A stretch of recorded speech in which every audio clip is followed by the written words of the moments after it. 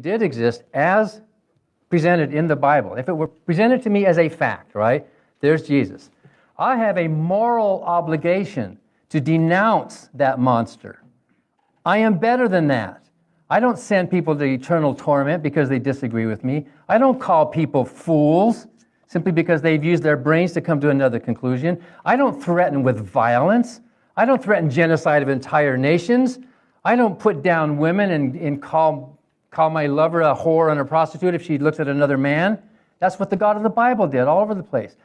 Situations, there is harm and there's a trade-off of values, and sometimes we don't live our lives in an emergency mode, but there might be an emergency situation where we might have to do something horrible and regrettable that's against our nature. Okay, appreciate that. Now, you just said that it might be okay to cause some harm, and your definition of moral, in the Rankin debate and most of your writing, any person can be called ethical or moral who intends to act in ways that minimize harm. Now, let me ask you a question.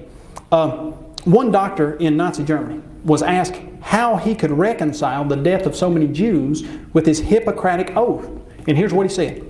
He said, when you find a diseased appendix, you remove it. Referring to the killing of the Jews as being a diseased appendix, him helping the body of humanity. He was intending to minimize harm. In his mind, was he moral? No, because the rest of us can see. Fortunately, there are enough of us in humanity who love our species enough. We make laws to protect ourselves from brutal people like that.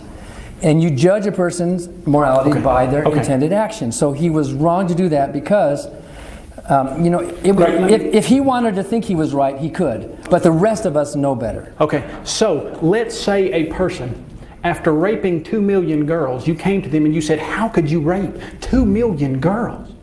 And you said, well, I was doing it to save humanity. Exactly what the Nazi doctor said he was doing. And you just said he would not be moral. Well, let me go on.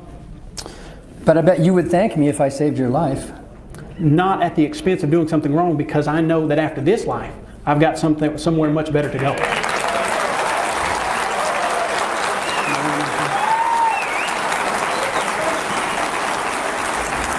Well, no, you don't know that, Kyle. You don't know that. I do. Let's